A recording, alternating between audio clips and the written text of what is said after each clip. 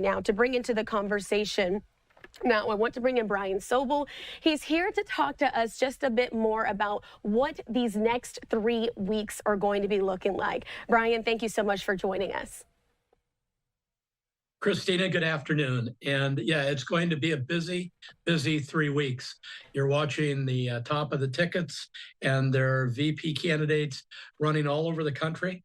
The other night, I was happened to be speaking with a television station, and in over the course of a day and a half, all 4 candidates were coming into the community, into the city. It's busy. It seems like they're everywhere at this point, just trying to get that last bit of messaging out. So I do have to ask you, as you're looking forward into these next 3 weeks, 21 days, what do each of these candidates need to be focused on as we are now racing towards the polls? Well, I think for Kamala Harris, I think she has to solidify her message. Still drifting around a little bit. People are a little concerned on the Democrat side of the aisle that she hasn't coalesced her messaging well enough yet. Still reaching for various demographic groups in the voting population.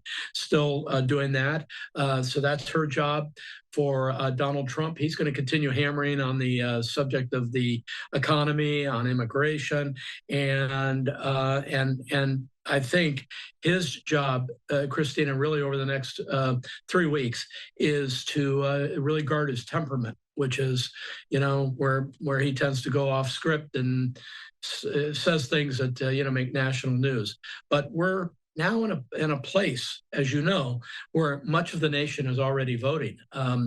People think about election day, but so many states have mail-in ballots, and so voting has started, and game on. I'm glad you mentioned that, because today those ballots were sent out in the battleground state of Georgia as well, one of those places where you can early vote. So again, you said voting has already started in several places. So when it comes down to these candidates having the conversations about these last minute blitzes, or maybe even some of the unorthodox things that we've seen, we saw Vice President Kamala Harris go on popular podcasts, as well as former President Donald Trump also appearing on podcasts, trying to reach a different demographic.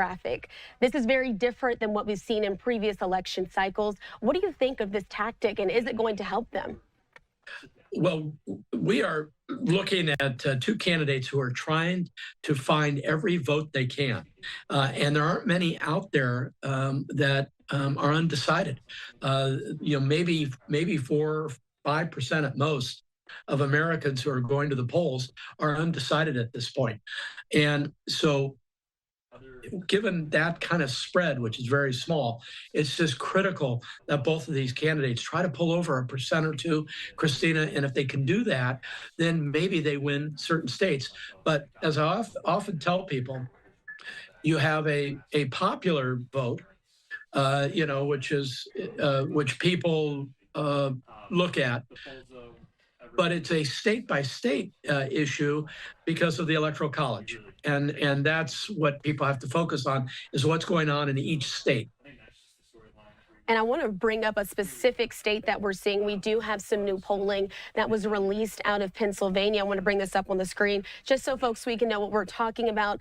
As of right now, according to the New York Times, Inquirer, and the Siena poll, this is what this is looking like in Pennsylvania, one of those critical battleground states.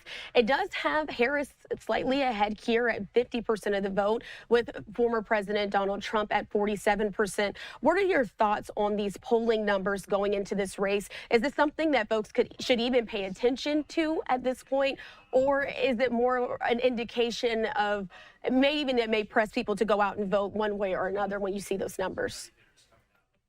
Well, I always tell people polling is a snapshot in time.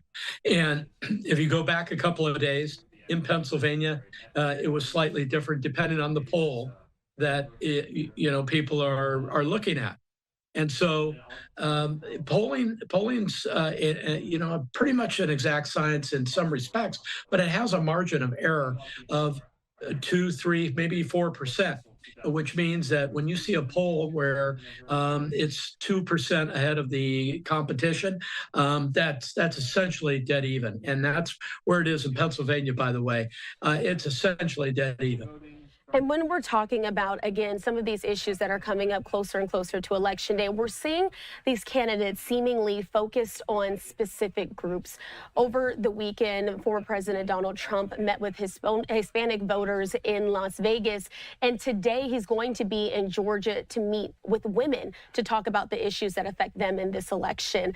Is this a normal thing that they do at this point in time? And will this potentially help out those two groups as he's trying to siphon off those votes into the election?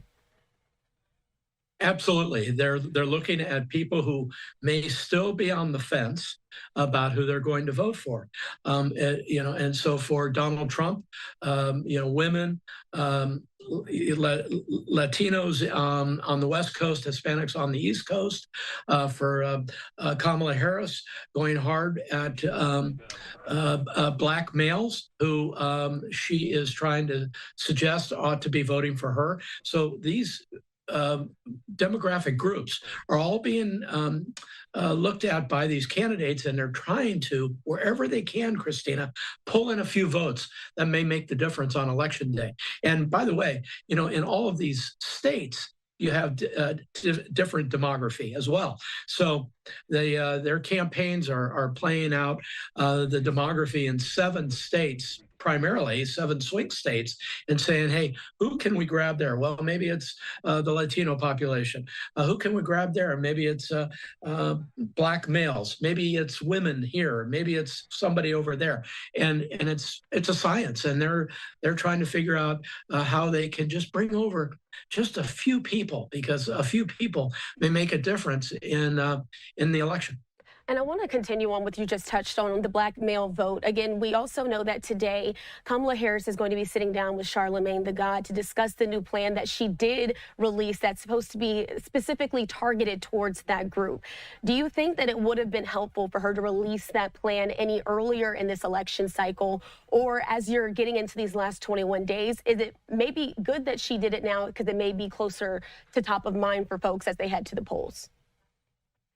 It might break either way. I would say that anytime you're trying to reach an audience, sooner is better than later, because when it comes later in the campaign, people say, well, where were you? You weren't releasing any plans until you figured out we may not vote for you. And of course, this comes on the heels of former President Barack Obama suggesting that black males should be voting for Kamala on the basis of the color of her skin. And a lot of black males rose up and said, hey, that's not what I'm voting for somebody for. I want to know what that person's going to do for me. And Kamala Harris very quickly came out and said, hey, I have to earn the black vote. And fair enough. These two people have to earn the Latino vote and the women vote and the black vote. And they have to have plans for everybody. And if they don't, why would anybody vote for somebody who, other than that they may be Hispanic, Latino, black, or whatever, should expect the vote? I don't think candidates ought to think like that, and I don't think they do. And I'm glad you brought up former President Barack Obama as well. I do want to bring up a tweet here on the screen. It's a report out of AP, Scott Bowers, saying that former President Barack Obama and Governor Tim Walz are headed to Madison, Wisconsin on October 22nd for a rally to encourage early voting. That is the first day of early voting there in the battleground state. This comes after Kamala Harris is holding multiple events Thursday in Wisconsin. And just to piggyback on this and get into a deeper conversation, we also know that, again, Governor Tim Walz is going to be there with him. Is this a thing that's a good move for the campaign? Has this helped them in the past, having former presidents endorse the current person who's running and holding those joint events? Great question. It depends on the former president. Barack Obama is extremely popular, across the spectrum, as is Bill Clinton in many quarters. And so if you can get those people to come out and campaign with you, that is usually a positive thing. If you look on the Republican side of things, there isn't a former president out there pounding the drum in the same way that Democrats have utilized former presidents. And so, one of the things that you see with Barack Obama and frankly with Bill Clinton is they are excellent orators. They make a great case. And Tim Walz could use some shoring up in some respects. And why not in Wisconsin, which is a critical state, one of the key swing states. And you had the slide up that talks about how close these elections have been. And so if Barack Obama can, again, as I said earlier, bring over 1%, 2%, then Dems win. I think yeah, it's very interesting. And even through this tweet again from Scott Bauer with the Associated Press, you saw that back in 2012, when Obama held a rally there, it attracted 18,000 people. Another one, though, drew out 30,000. So still seemingly very popular there in that state, with encouraging people to head to the polls. Before I let you go, Brian, do you have any other thoughts that folks should really be on the lookout ahead of Election Day? 21 days, as you point out, a lot is going to happen. Polls are going to show you everything. I would say to the viewers today, not to be discouraged. Doesn't matter who you want to vote for, but get out and vote is my message as we come down to the wire here. Certainly are coming down to the wire. Again, Brian Sobel, political analyst, here to break down some of the top topics that we're seeing in the political world this week. Thank you so much for being with us here on Live Now. Great seeing you.